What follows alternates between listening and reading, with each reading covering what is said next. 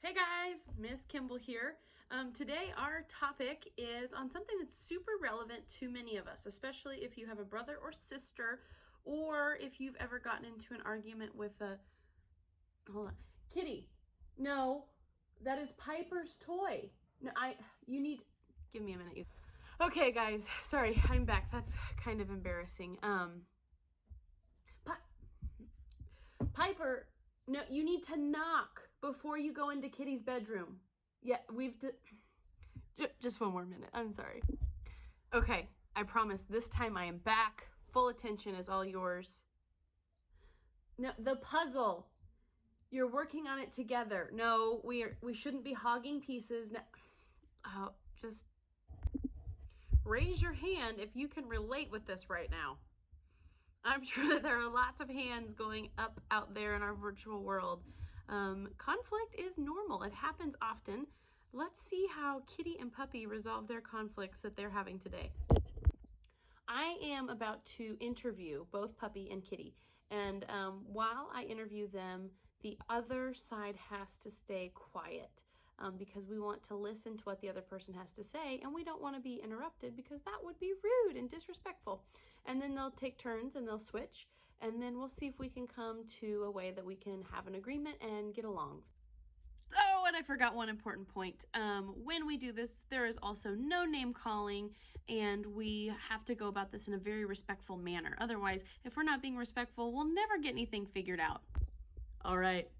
Piper's up first. Let's see what she has to say. Well, I was just really frustrated with Kitty today when she took my toy while I was playing with it. I took her toy because she's come into my room 400 times today, and we have a rule. Knock, then come in. It's not that hard, dog. Time out. I'm thinking things are getting a little heated with Kitty and Puppy right now. I like the way that Puppy used her feeling words and said that she was frustrated that the kitty took her toy, but I'm also hearing the cat use some words that maybe didn't seem very nice. Or maybe it wasn't the words, it was more the way she said them and the tone of voice. Did you hear that in there? That, dog? It just didn't sound very kind. So let's see if we can continue to work through this. What do you think, Kitty? Piper, I'm going to start with you, and I'm going to ask you and Kitty what you think we need to do to resolve this problem. I guess I could knock on Kitty's bedroom before barging in. Sometimes I just get so excited to hang out with her and I want to see her. But I could agree to knock first, and if she doesn't want to hang out, I could try again later. Yeah, that's a start, but maybe if you weren't such a dummy, I wouldn't have to steal your toys. Time out again. You guys are going to start having to call me referee Kemble instead of counselor Kemble. Kitty was not being very kind again. Can you guys think of some words she might have used that could be different instead of saying that Piper was a dummy? Yeah, you're right. I think Kitty probably should have told Piper how she was feeling instead of calling her a name. So let's see if we can get Kitty to apologize and maybe use some feeling words to let her puppy pal know how she's feeling. Piper, I'm sorry. I shouldn't have said that you were a dummy. It just makes me really mad when you barge into my room without knocking. I am somebody who likes to have some alone time, and when you barge in, I feel like you're intruding on my space. Thanks for apologizing, Kitty. I can do that. I'll knock before I come in next time. I think that things will be better from now on. Thanks. Whew, I am so glad we ended up problem solving through that one. This week, you guys have a little homework from me.